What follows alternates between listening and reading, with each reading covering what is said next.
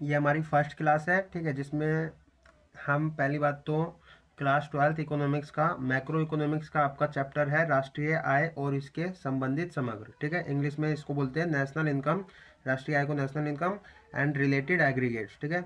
ये हमारा चैप्टर है, या फिर इसको आप यूनिट भी बोल सकते हो, क्योंकि इसी चैप्टर में आपका राष्ट्रीय आय वाला नेशनल इनकम वाले चैप्टर में आपके 4 चैप्टर को मिला के ये वाला पूरा चैप्टर बनाया गया, यूनिट 1 नाम है, ठीक है, यूनिट 1 भी इसे बोलते हैं। तो ये पूरा 10 नंबर का है आपका सीबीएसई में। तो कंप्लीट हम वीडियोस के माध्यम से पूरा ये चैप्टर समझेंगे और पूरा सीखेंगे। इसमें न्यूमेरिकल्स भी है, नेशनल इनकम के 3 मेथड्स होते हैं, तो उसको कैसे कैलकुलेट करते हैं, नेशनल इनकम कैसे निकालते हैं, उन तीनों मेथड से वो पूरा कंप्लीट हम सीखेंगे। और कैसे कैसे न्यूमेरिकल बन सकते हैं, कैसे न्यूमेरिकल्स होते हैं, वो सब हम करेंगे, ठीक है।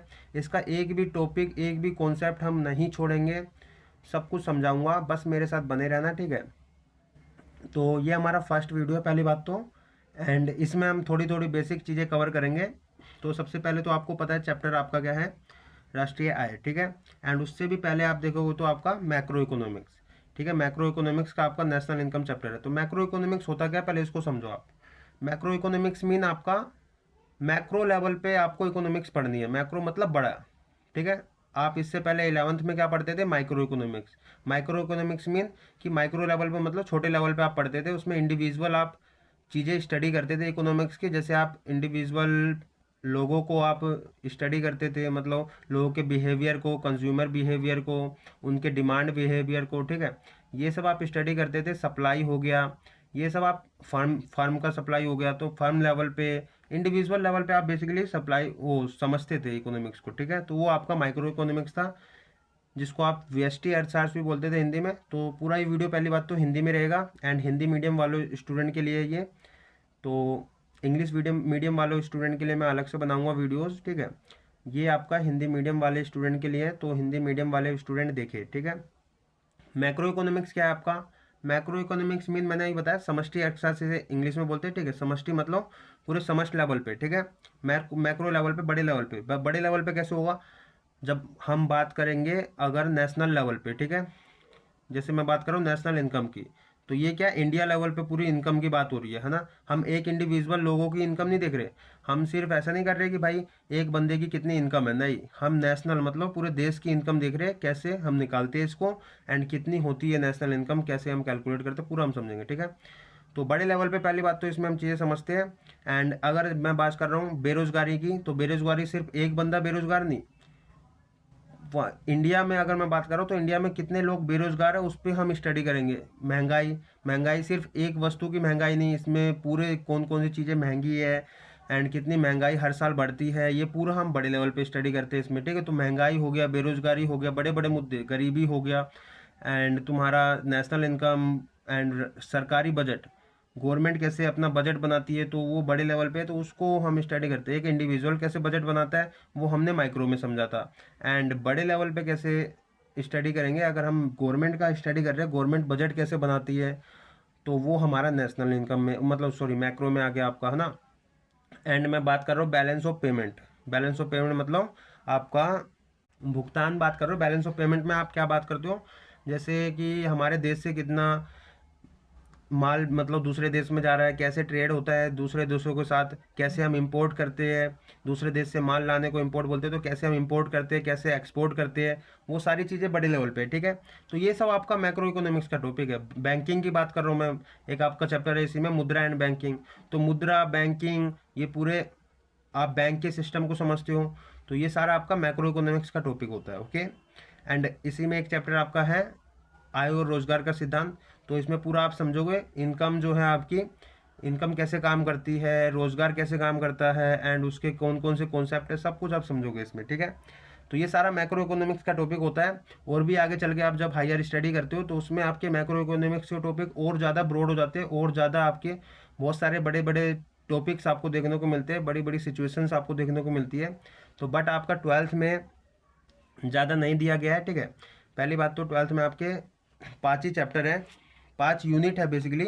मैं आपको बताया तो कौन कौन सी है, फिर हम इस चैप्टर को स्टार्ट करते हैं। पहला तो आपका राष्ट्रीय आय है, ठीक है। अच्छा, थोड़ी बहुत आपकी मैं वर्ड जो है मेन वर्ड्स इंग्लिश में ही बोल दूंगा, जिससे, क्योंकि इकोनॉमिक्स जो है ना, वो इंग्लिश में ही है बेसिकली। इंग्लिश में ही इकोनॉमिक्स पढ़नी होती है हमको। एंड आगे आपको जितनी भी हायर स्टडीज़ करते हो इकोनॉमिक्स के सब्जेक्ट की, तो सब कुछ इंग्लिश में है। इसलिए कुछ मेन वर्ड्स जो है इंग्लिश में भी हमें पता होने चाहिए, ताकि आगे चल के जब हम उसको देखें इंग्लिश में वो वर्ड्स देखें तो आपको कन्फ्यूजन ना हो कि ये वर्ड्स क्या है। ठीक है, तो पहला चैप्टर तो आपका, या फिर यूनिट कह सकते हो इसको, राष्ट्रीय आय है। ठीक है, राष्ट्रीय आय और इसके संबंधित समग्र। ठीक है, संबंधित समग्र। अच्छा, संबंधित की स्पेलिंग, ओ सॉरी, ये मात्रा सही है कि नहीं ये पता नहीं, बट हाँ ऐसी कुछ होता है, संबंधित, हाँ ये होगा, है ना। तो ठीक है, आप बस इस पे ध्यान मत दो, बट ये है कि ये चैप्टर आपका, ठीक है। दूसरा आपका है चैप्टर 1, आपका ये हो गया। चैप्टर के नाम से लिख रहा हूँ, बेसिकली ये है यूनिट 1, ठीक है, जो कि आपकी 10 नंबर की है CBSE में। उसके बाद आपका चैप्टर 2 है मुद्रा एंड बैंकिंग, मुद्रा और बैंकिंग, जो कि आपका है 6 नंबर का। ठीक है, पूरा हम मुद्रा, मनी के सिस्टम को समझेंगे, बैंकिंग के सिस्टम को समझेंगे, बैंक कैसे काम करती है, रिजर्व बैंक ऑफ इंडिया जो नोट्स बनाती है वो कैसे काम करती है, वो क्या करती है, बाकी सारी चीज़ें कॉन्सेप्ट हम समझेंगे इसमें। ठीक है, एंड चैप्टर 3 आपका आय और रोजगार का सिद्धांत, आय और रोजगार का सिद्धांत। अच्छा, ये जो आय और रोजगार का सिद्धांत है ये अपने आप में ही बहुत बड़ा चैप्टर है। ठीक है, जो कि आपका 12 नंबर का रखता है वेटेज। ठीक है, और उसके बाद चैप्टर 4 जो आपका, वो आपका है सरकारी बजट। ठीक है, सरकारी बजट, इंग्लिश में इसको गवर्नमेंट बजट बोलते हैं। एंड चैप्टर 5 है आपका balance of payment, balance of payment को हिंदी में बोलते हैं आई थिंक भुगतान शेष बोलते हैं। ठीक है, भुगतान शेष। ओके, और इसी में हम समझेंगे विनिमय दर को, मतलब आप एक्सचेंज रेट को भी इसी में समझोगे। ठीक है, तो फॉरेन एक्सचेंज रेट, ये पूरा मतलब एक्सचेंज रेट, कैसे करेंसी एक्सचेंज होती है, डॉलर से रुपए में कैसे करेंसी एक्सचेंज होती है, उसको भी हम इसी में समझेंगे। ठीक है, भुगतान शेष वाला चैप्टर है, तो ये भी आपका 6 नंबर का है। सरकारी बजट भी आपका 6 नंबर का। टोटल आपका ये 40 मार्क्स का हो गया, और 40 मार्क्स का आपका इंडियन इकोनॉमिक्स पूछा जाता है, मतलब पूछा जाता है आपसे। तो हम फिलहाल अभी हमने 5 चैप्टर के नाम समझे। ठीक है, बेसिकली यूनिट है आपकी ये, तो 5 यूनिट समझिए। तो अभी हम चैप्टर 1 जो आपका राष्ट्रीय आय और इसके संबंधित समग्र, इसको स्टार्ट करते हैं। ठीक है, बिना किसी देरी के, और इसमें कुछ कॉन्सेप्ट को हम समझते हैं। सबसे पहले तो आपका देखो, चैप्टर जो है आपका राष्ट्रीय आय और इसके संबंधित समग्र है, ये तो आपको पता है। ठीक है, तो सबसे पहले आपको यहीं पे दिख रहा है राष्ट्रीय आय, है ना। सवाल तो यही उठता है राष्ट्रीय आय होता क्या है, पहले इसको समझना जरूरी है, उसके बाद आगे हम कॉन्सेप्ट समझेंगे। तो राष्ट्रीय आय क्या होता है, राष्ट्रीय आय आपको पता है क्या होता है? नहीं पता तो देखो यहाँ पे मैं बता देता हूँ। राष्ट्रीय आय का मतलब होता है, राष्ट्रीय आय, राष्ट्रीय आय होता है हमारे देश का, ठीक है, हमारे देश का नागरिक होना चाहिए, जिसको हम सामान्य निवासी बोलते हैं, सामान्य निवासी। ठीक है, सामान्य निवासी द्वारा जो पैसा आता है, मतलब जो सामान्य निवासी पैसा कमाता है। ठीक है, सामान्य निवासी जो पैसा कमाता है, चाहे वह अपने देश में कमाए चाहे वह विदेश में कमाए। ठीक है, चाहे अपने देश में कमाए चाहे विदेश में कमाए, लेकिन इन दोनों के सम को, ठीक है, मतलब सामान्य निवासी जो है देश में कमाए या विदेश में कमाए, क्या कारक आय, ये कारक आय क्या होता है? कारक आय होता है मेहनत की कमाई। ठीक है, मेहनत की कमाई मीन कि आप कुछ करोगे काम तो उसके बदले पैसा मिलेगा। ठीक है, तो कारक आय अगर सामान्य निवासी चाहे हमारे देश में रहकर या विदेश में रहकर कारक आय अर्जित करता है, तो उस टोटल कारक आय को अगर हम जोड़ देंगे तो हमारा वो राष्ट्रीय आय होता है। ठीक है, लेकिन ये कहाँ का है? ये है 1 साल के अंदर, 1 वर्ष की बात हो रही है। 1 वर्ष में सामान्य निवासी द्वारा अर्जित कारक आय का कुल जोड़ आपका राष्ट्रीय आय होता है। ठीक है, चाहे वह देश में हो चाहे वह विदेश से कमा रहा हो। ओके, तो देखो डेफिनेशन क्या है इसकी। राष्ट्रीय आय क्या है? यह है किसी भी एक देश के सामान्य निवासियों द्वारा अर्जित कारक आय का कुल जोड़ है। ठीक है, अच्छा यहाँ पे लिख लेना, यह है किसी भी एक देश के सामान्य निवासियों द्वारा अर्जित कारक आय का कुल जोड़ है, लेकिन क्या एक वर्ष में। ओके, एक वर्ष में। एक वर्ष कौन सा है ना, यहाँ पे ये देखो राष्ट्रीय आय कैलकुलेट होती है आपकी एक वर्ष के अंदर की बात होती है। दूसरा, ये एक वर्ष कौन सा, आपका स्कूल कब से कब तक होता है, मतलब एक सेशन आपका कब तक चलता है, 1 अप्रैल से स्टार्ट होता है ना, और 31 मार्च तक चलता है। तो यही आपका राष्ट्रीय आय में भी होता है, 1 अप्रैल से 31 मार्च तक एक वर्ष हो गया है ना। तो एक वर्ष के दौरान आपका सामान्य निवासियों द्वारा अर्जित कारक आय का कुल जोड़ आपका क्या होता है, राष्ट्रीय आय होता है। ठीक है, एक वर्ष जो है ना, ये आप इसको बोलोगे क्योंकि ये जो आपका 1 अप्रैल से 31 मार्च जो चलता है ये भी एक वर्ष हुआ, और 1 जनवरी से 31 दिसंबर वो भी एक वर्ष हुआ। लेकिन इस वर्ष और उस वर्ष में क्या फ़र्क है, ये होता है आपका वित्तीय वर्ष। ठीक है, जिसे हम लेखांकन वर्ष भी बोलते हैं। और जो आपका एक जनवरी से 31 दिसंबर तक होता है, ये आपका होता है कैलेंडर ईयर। ठीक है, कैलेंडर ईयर तो आपने सुना होगा, कैलेंडर वर्ष मतलब कैलेंडर के हिसाब से ये होता है। लेकिन आपका वित्तीय वर्ष, स्कूल का सेशन और आपका लेखांकन ईयर जिसमें मतलब अकाउंटिंग होती है, उसके हिसाब से आपका 1 अप्रैल से 31 मार्च तक चलता है। ओके, तो हम इसकी बात करेंगे।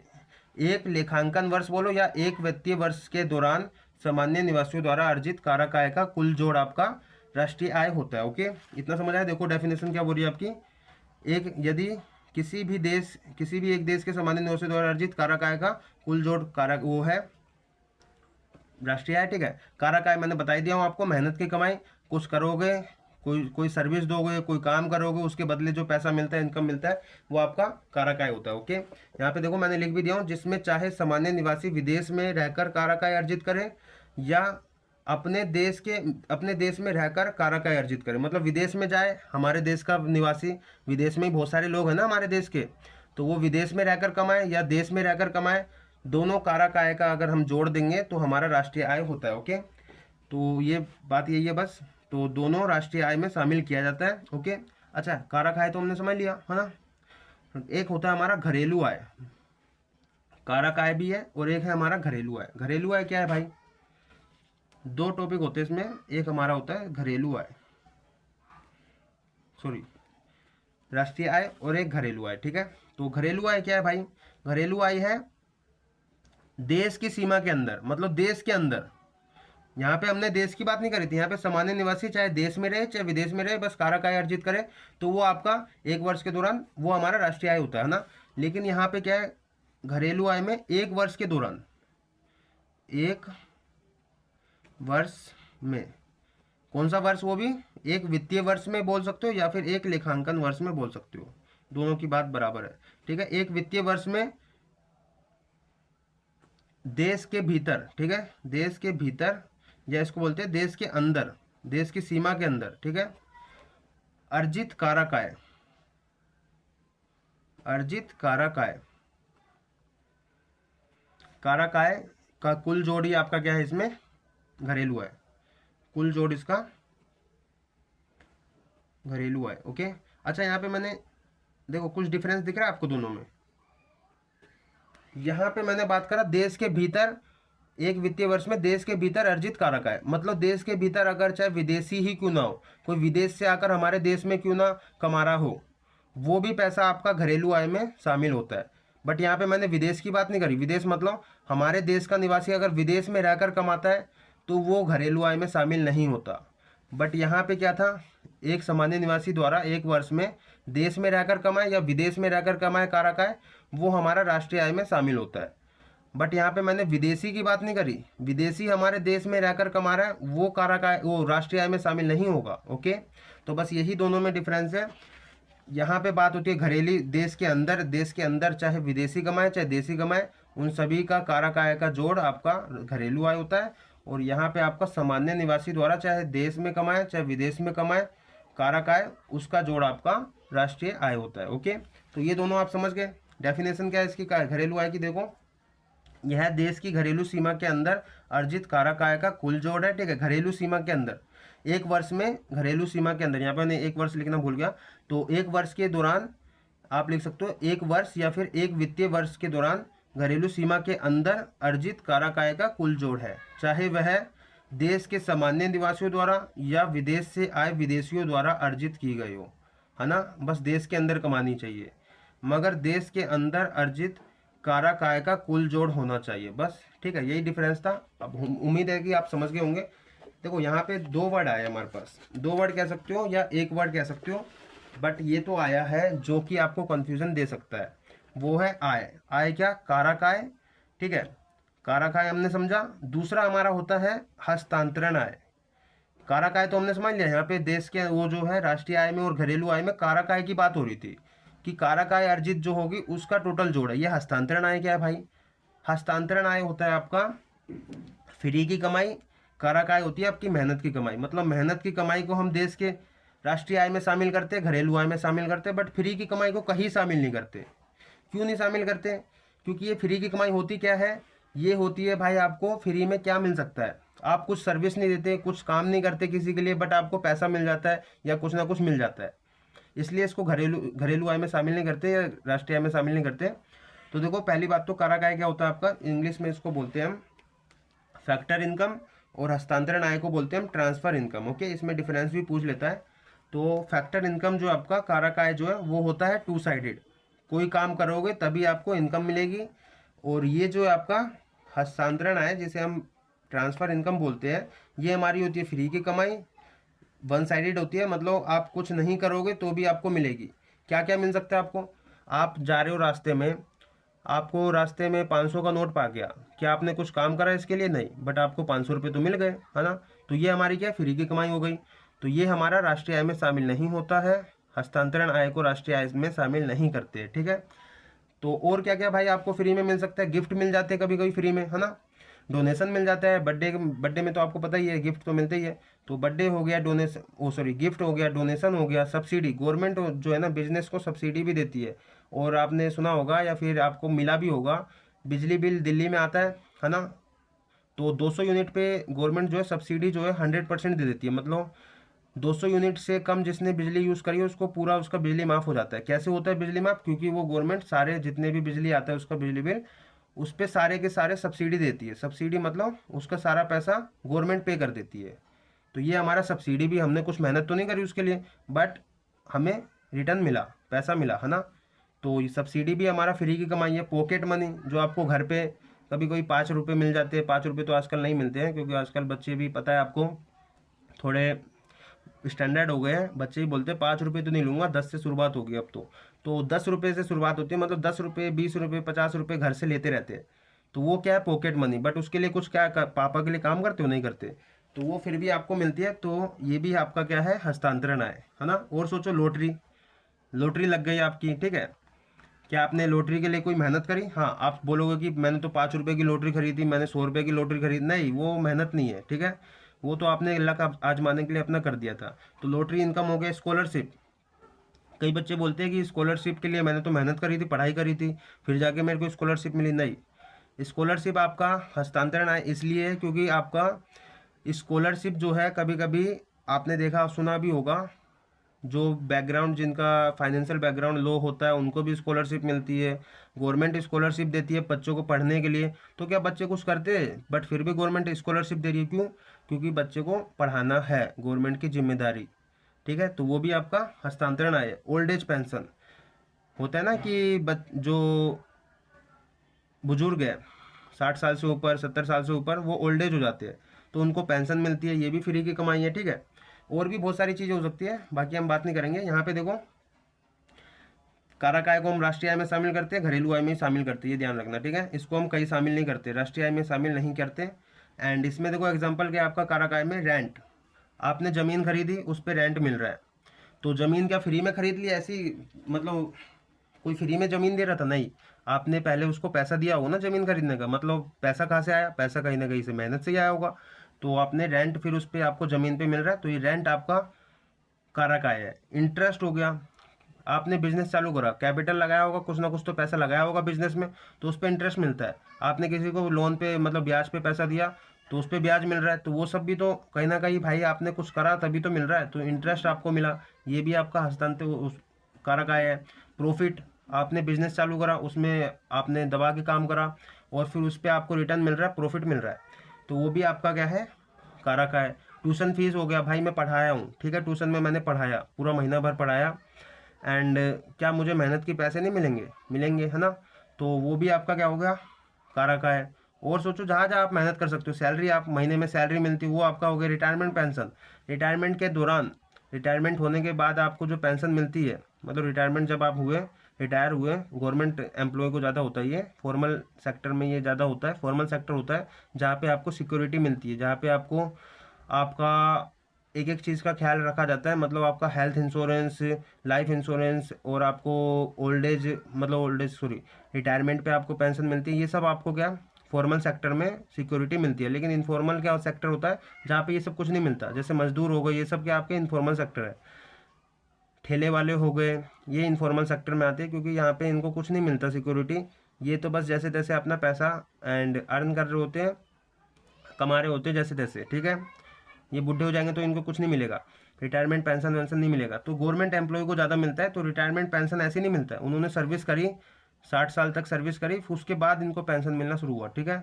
कमीशन हो गया, कमीशन क्या फ्री में कोई देगा? आपने कुछ करा तभी तो उस पर कमीशन आपको मिलेगा, है ना।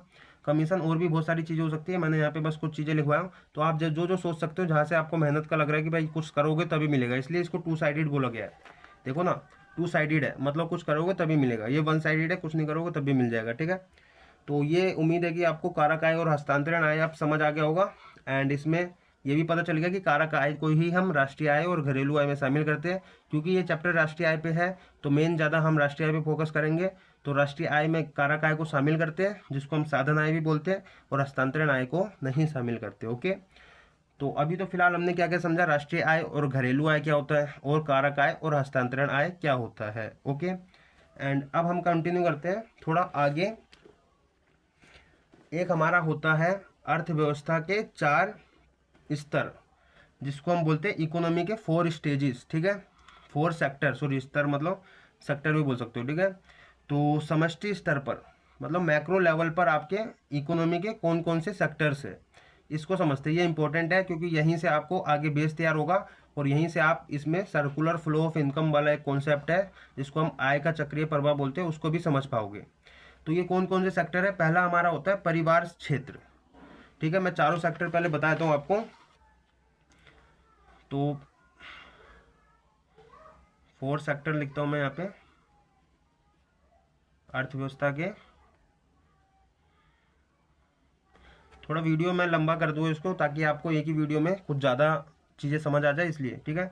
अर्थव्यवस्था के 4 सेक्टर कौन कौन से हैं? पहला हमारा होता है परिवार क्षेत्र।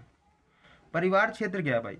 परिवार क्षेत्र जो नॉर्मल फैमिलीज है, फैमिली क्षेत्र, मतलब कि जो कुछ बनाती नहीं है, कुछ करती नहीं है, बट वो उन्हें नीड होती है सामान की, सब कुछ की, ठीक है। तो परिवार क्षेत्र जो है ये होता है उपभोक्ता, मेनली ये होते हैं उपभोक्ता, ठीक है। तो परिवार क्षेत्र जिसे हम इंग्लिश में बोलते हैं हाउस होल्ड सेक्टर। ओके, दूसरा हमारा सेक्टर होता है उत्पादन क्षेत्र, उत्पादन या फार्म क्षेत्र, ठीक है। उत्पादन क्षेत्र क्या? जो चीज़ें बनाती है, जैसे कि ये नोटबुक है, ये किसी ने बनाया होगा, तो उसने उत्पादन करा होगा, फर्म होगा कोई ना कोई जिसने उत्पादन करा होगा, इसलिए हम फर्म क्षेत्र, ये सबसे ज़्यादा इंपॉर्टेंट है, क्योंकि एक तो ये क्षेत्र हो गए जो यूज़ करती है चीज़ों को, लेकिन जो बनाने वाला ही नहीं होगा तो यूज़ करने वाला कहाँ से मिलेगा, मतलब होगा। यूज़ करने वाला बोल रहा है मुझे चाहिए, बट कोई बना ही नहीं रहा, तो यूज़ करने वाले के पास आएगा कहाँ से, है ना। इसलिए कोई ना कोई मतलब बनाने वाला भी होगा। सारी चीज़ें आप आसपास जितनी भी चीज़ें देख रहे हो, कोई ना कोई बना रहा है इसको, है ना। तो उत्पादन क्षेत्र भी एक सेक्टर है। तो पहला हमारा परिवार सेक्टर, दूसरा हमारा उत्पादन सेक्टर, ठीक है, जिसको हम बोलते हैं फार्म सेक्टर या प्रोडक्शन सेक्टर, ठीक है। फार्म सेक्टर हो गया दूसरा। तीसरा हमारा होता है सरकारी क्षेत्र, अच्छा, इसको बोलते हैं हम इंग्लिश में गवर्नमेंट सेक्टर। अच्छा, ये सरकारी क्षेत्र क्यों भाई? सरकारी क्षेत्र क्यों अर्थव्यवस्था का चौथा, मतलब अर्थव्यवस्था का एक सेक्टर है मैक्रो लेवल पे? क्योंकि आपका सरकारी जो है, सरकार जो है वो कानून व्यवस्था बनाए रखती है। अगर कानून व्यवस्था ना हो देश में तो कितने क्राइम हो सकते हैं, कोई भी कुछ भी कर लेगा, कोई भी ईजिली गलत गलत चीज़ें कर सकता है, उसके लिए कोई ना कोई तो होना चाहिए ना, तो गवर्नमेंट है उसके लिए। तो सरकार क्या करती है, कानून बनाती है, लोगों से टैक्स लेती है, बिजनेस से टैक्स लेती है, उससे फिर क्या करती है, लोगों के कल्याण मतलब वेलफेयर में फिर उसको लगाती है, एजुकेशन में, हेल्थ में, इन सब में कौन लगाती है, ट्रांसपोर्ट। जैसे अभी हमें मेट्रो मिल रखी है, हमें बस मिल रखी है, बस सेवा, ये सब कौन कर रही है, सरकारी कर रही है ना। है, पुलिस हो गई, आर्मी हो गई जो बॉर्डर पे रक्षा कर रही है, ये सब क्या है, सरकार सेक्टर में ही तो आ रहा है ये सब। तो मतलब ये कहीं ना कहीं सरकारी सेक्टर भी जरूरी है। तो गवर्नमेंट सेक्टर हो गया तीसरा। चौथा कौन सा है, चौथा हमारा होता है बाह्य क्षेत्र। बाह्य क्षेत्र जिसको हम एक्सटर्नल सेक्टर बोलते हैं।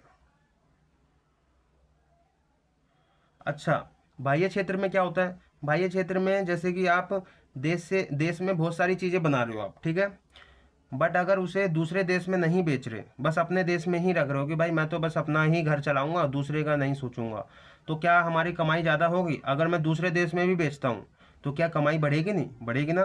तो यहाँ पे इंपॉर्टेंट हो जाता है बाह्य सेक्टर, मतलब एक्सपोर्ट और इम्पोर्ट करना, एक्सपोर्ट और इम्पोर्ट करना, ठीक है। एक्सपोर्ट इंपोर्ट क्यों, ताकि विदेश से जो है माल आ भी सके और विदेश में माल जा भी सके। एक चीज़ ध्यान रखना, एक्सपोर्ट जो है ये अच्छी चीज़ होती है, क्योंकि हम अपने देश में अगर कोई चीज़ उत्पादन करते हैं उसे विदेश में बेचते हैं, तो उससे क्या होता है ना कि हमारे पास पैसा आता है। अगर हम कुछ बेचेंगे तो पैसा आएगा ना हमारे पास, तो पैसा आता है, इससे हमारा देश का जो है पैसा, फॉरेन रिजर्व जिसे बोलते हैं हम, फॉरेन रिजर्व, वो बढ़ता है, बढ़ेगा तो इकोनॉमी बढ़ेगी, अर्थव्यवस्था हमारी बड़ी होगी।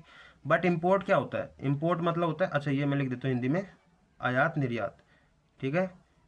एक्सपोर्ट को निर्यात बोलते हैं, इम्पोर्ट को हम आयात बोलते हैं। आयात मतलब हम विदेश से सामान मंगा रहे हैं, है ना। होता है ना, चाइना जो है आज के टाइम पे क्या है, चाइना जो है आज के टाइम पे नंबर 1 पे आ गया एक्सपोर्ट में। क्यों, क्योंकि वो इतना चीज़ बनाता है भाई। हमारे घर पे आप देख लेना, बहुत सारी चीज़ें तो चाइनीज़ मिलेगी। क्यों मिलेगी, क्योंकि वो उसको पता है मैं चीज़ें बनाऊंगा, मैं दूसरे पे डिपेंडेंट नहीं रहूंगा, मैं खुद इंडिपेंडेंट बनूंगा और दूसरे देश में बेचूंगा।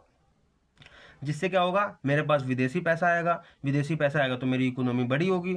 अभी चाइना तभी तो नंबर 2 पे आ गया है। कैसे आ गया नंबर 2 पे, ऐसे नहीं आया, वो एक्सपोर्ट कर करके उसने प्रोडक्शन पे ध्यान दिया, उसने अपने मैन्युफैक्चरिंग सेक्टर पे ध्यान दिया। मैन्युफैक्चरिंग सेक्टर वही उत्पादन सेक्टर, उस पर ध्यान दिया, तभी तो वो अभी इतना नंबर 1 पे है, नंबर 1 पे एक्सपोर्ट में है, ठीक है। इंडिया में भी बहुत सारा माल आता है। इसका मतलब ये नहीं इंडिया से माल नहीं जाता, इंडिया भी एक्सपोर्ट करता है, बट इंडिया कहीं ना कहीं बहुत पीछे है एक्सपोर्ट के मामले में, ठीक है। तो चाइना कहीं ना कहीं बहुत आगे है। तो एक्सपोर्ट इंपोर्ट वाला काम भी बहुत ज़रूरी है। विदेशों से डीलरशिप करना, मतलब विदेशों से अपनी बात, कनेक्शन बनाए रखना, विदेशों में माल बेचना, विदेशों से माल खरीदना, यही बहुत ज़रूरी है। तेल भी आपका पता है, अभी ये क्या नाम है, हुआ था ना, अभी ये कौन सा वॉर हुआ था यूएस में और ईरान में। वॉर जब हुआ था तो क्या हुआ था, आपको पता ही होगा, तेल की शॉर्टेज हो गई थी, हमारे देश में तेल कम हो गया था, पेट्रोल कम हो गए थे, गैस कम हो गया था। तो क्योंकि ये हम एक्सपोर्ट करते हैं, दूसरे देश पर डिपेंडेंट है इस चीज़ के लिए।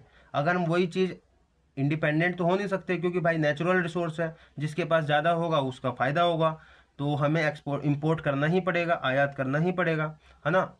तो ये चीज़ तो छोड़ नहीं सकते, कुछ चीज़ें नेसेसरी जो दूसरे देश से हमें करना ही पड़ेगा। तो ये दोनों भी सेक्टर भी तो बहुत ज़रूरी है ना, बाह्य सेक्टर भी तो ज़रूरी है, दूसरे देश से सामान लेना और देना, ठीक है। तो ये 4 सेक्टर होते हैं हमारे अर्थव्यवस्था के मैक्रो लेवल पे, ओके। एंड इसी को हम धीरे आराम से पढ़ते हैं। पहला देखो, परिवार क्षेत्र है। परिवार क्षेत्र क्या करता है, यह उत्पादन के साधनों का मालिक होता है। उत्पादन के साधन क्या है ना, उत्पादन के साधनों का मालिक होता है। मतलब यहाँ पे उत्पादन के साधन को कहीं ना कहीं हमें समझना पड़ेगा पहले।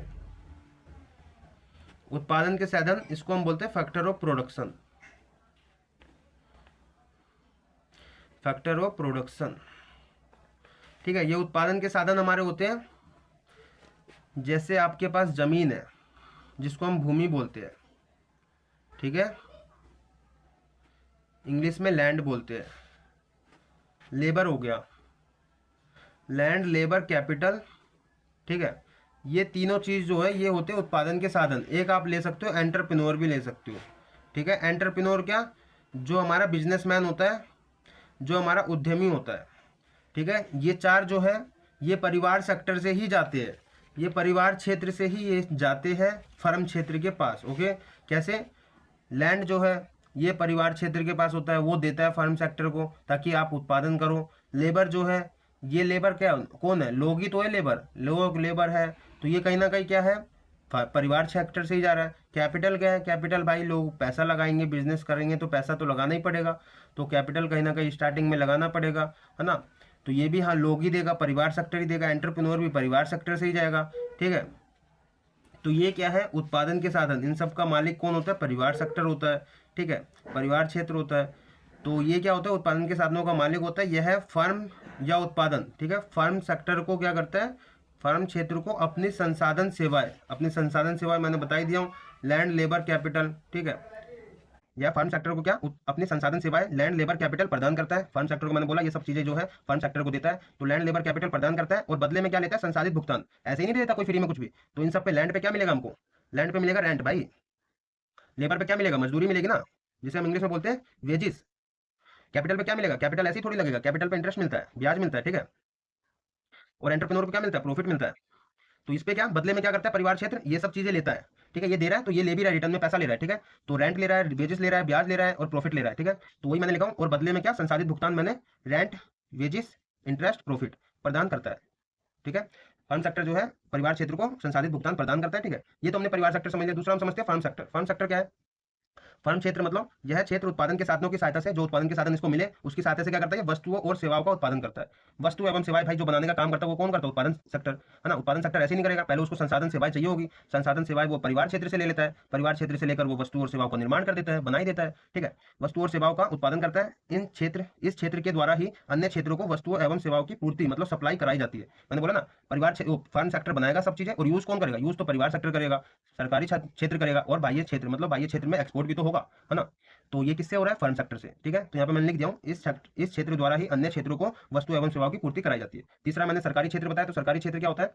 सरकारी क्षेत्र यह क्षेत्र अर्थव्यवस्था में कानून व्यवस्था को बनाए रखता है, बता दिया मैंने। और यह क्या करता है? टैक्स लगाता है, ठीक है, टैक्स भी लगाता है। ये कानून व्यवस्था चलाने और अर्थव्यवस्था को संतुलित बनाए रखने के लिए भैया सरकारी क्षेत्र का रोल बहुत ज्यादा इंपॉर्टेंट है। और इस कर को, जो ये टैक्स लेता है सरकार, वो क्या करता है? इस कर को विभिन्न कल्याणकारी वेलफेयर योजनाओं पर खर्च करता है। मतलब अगर एजुकेशन भाई देश में कौन दे रहा है? मेन तो गवर्नमेंट सेक्टर है। गवर्नमेंट अगर ना दे तो बहुत सारे बच्चे तो पढ़ ही ना पाए, एजुकेशन ही ना ले पाए। हेल्थ जो है आप देख सकते हो, बहुत सारे हॉस्पिटल गवर्नमेंट से चलते हैं, गरीब लोग तो वैसे ही मर जाएंगे अगर गवर्नमेंट सेक्टर प्रोवाइड ना करे हेल्थ, तो है ना। एंड ट्रांसपोर्ट सेक्टर हो गया, आप देख लो, पुलिस व्यवस्था हो गई, आप डिफेंस को देख लो, आप जितनी भी आर्मी है वो सब डिफेंस में आती है, तो डिफेंस को देख लो, इन सबको सैलरीज भी देनी होती है। तो ये सब कहाँ से जाता है? टीचर जो है, टीचर को सैलरी जाती है। बहुत सारे गवर्नमेंट सेक्टर में जितने भी है सबको टैक्स से ही सैलरी मिलती है। जो सरकार टैक्स लेती है लोगों से, परिवार क्षेत्र से, फर्म क्षेत्र से जो टैक्स लेती है वो यहाँ पे भैया, और बाह्य क्षेत्र से भी, एक्सपोर्ट इंपोर्ट में भी टैक्स लगता है, ठीक है। तो वो सब टैक्स को कलेक्ट करके वो इस पे प्रोवाइड करती है, ओके। तो सरकारी क्षेत्र का रोल समझ आ गया हमको। उसके बाद बाह्य क्षेत्र को समझ लेते हैं। बाह्य क्षेत्र क्या आपका? बाह्य क्षेत्र एक्सटर्नल सेक्टर, यह क्षेत्र अर्थव्यवस्था में वस्तुओं एवं पूंजी के आयात व निर्यात का कार्य देखता है, ठीक है। बताई दिया मैंने, इंपोर्ट एक्सपोर्ट का कार्य बाह्य क्षेत्र देखता है। तो 4 सेक्टर आपको समझ आ गया अर्थव्यवस्था के, ठीक है। और मैंने आपको बता दिया कारक आय, हस्तांतरण आय और राष्ट्रीय आय और घरेलू आय, ओके। तो इसको एक बार आप रिकॉल कर लेना, पढ़ लेना, ठीक है। उसके बाद हम शुरू करेंगे, क्योंकि हमने चारों सेक्टर को समझ लिया, तो अब हम शुरू करेंगे आय का चक्रीय प्रवाह। आय का चक्रीय प्रवाह क्या होता है, ठीक है। एंड इसमें कैसे आय का मतलब इनकम जो है, आपका पैसा जो है वो इकोनॉमी में घूमता रहता है, इसको समझेंगे, ठीक है। नेक्स्ट वीडियो में समझेंगे।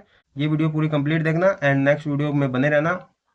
आपके लिए वीडियो ऐसी लाता रहूंगा, और पूरा ये चैप्टर का पूरा मैक्रो इकोनॉमिक्स आपको इस तरह से पढ़ाऊंगा ना भाई, आप बोलोगे कि भाई अब दोबारा नहीं भूल सकता मैं मैक्रो इकोनॉमिक्स। मैक्रो इकोनॉमिक्स का इंडियन इकोनॉमिक्स भी पढ़ाऊंगा, चिंता मत लो, ओके। बस बने रहना मेरे साथ। Thank you, bye bye.